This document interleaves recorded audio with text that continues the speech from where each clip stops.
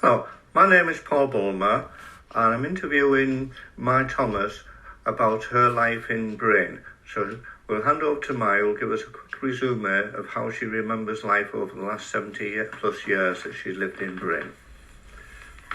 I was born on a farm at Margam called Blymalog and moved to Bryn to the Vartig farm at the age of 3. We then moved to Bryn Troedegarn farm at the age of 6, where life was very busy for my mother, who had 3 children. We went to the Bryn school at the age of 5, and my mother always was a very hard-working mother with also a small mind to contend with. Life going to school, we never had any rides in a car, we had to walk. And we had to go over the main road where we dropped down over a path down to the river and across the bridge where there was an arch coming from the old colliery. And we used to jump over the arch and go through a path leading to the Bryn school. This was a very dangerous path, really, because as children we were very naughty and we would jump across the arch from one end to the other where the water was flowing and sometimes fall in and float down the river. And then, of course, there was a row when we got home because our clothes were soaking wet. Life in Bryn was very good as far as all us children in school were friends. There was never any animosity. We were all treated the same. And we grew up in a very, very close-knit, lovely time. We went to chapel and we went to church. We went to Band of Hope in Jerusalem, and I also went to Bryn Church where I was confirmed at the age of 12. Life in the chapel was exceptionally good. We had a Whitsun tea parties where all the girls on that particular day would wear their very best dresses. Our mothers would go to Swansea on the bus. There was no bridge from Britain Ferry in those days to Swansea, and we had to go around the bus all around Cymru to get to Swansea. We were worn out before we got there. Needless to say, we would not take anything we didn't want as children and would come all the way back to Port Talbot and eventually buy the dress in Port Talbot.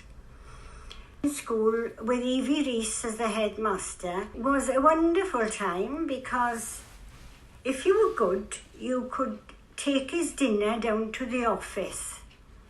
And yes, I was a very good child, so they tell me. But my sister was quite a naughty little girl. And if you were naughty in school, you had the cane. And my sister obviously had the cane. But on the whole, we played scotch, hopscotch, ball, hula hoop, and we had a fantastic time. Moving from Bryn School, we went down to the Eastern School, Port Talbot, or to the grammar school in Port Talbot. I went to the Eastern Secondary Modern School. The Bryn life was very social as far as tea parties. We had carnivals, and the carnivals were absolutely wonderful, with one gentleman dressing up as a cannibal, and he covered his face all black with a big bone from the butcher's and stopped the car going through the village, and everybody was petrified. They were absolutely wonderful times, with my aunt dressing up as Lady Godiva on the white horse. To Bryn, Auntie Nellie's shop was a must for China. Then you had George's shop for your groceries. Then you had Uncle Len's shop for your groceries, and everything in those days was put on the book.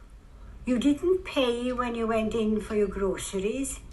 You paid when you could, and you had quite a big bill. And my mother at one time had quite a big bill with Georgie, the shop. And he even took the sixpence at the end of the big bill, and my mother was mortified.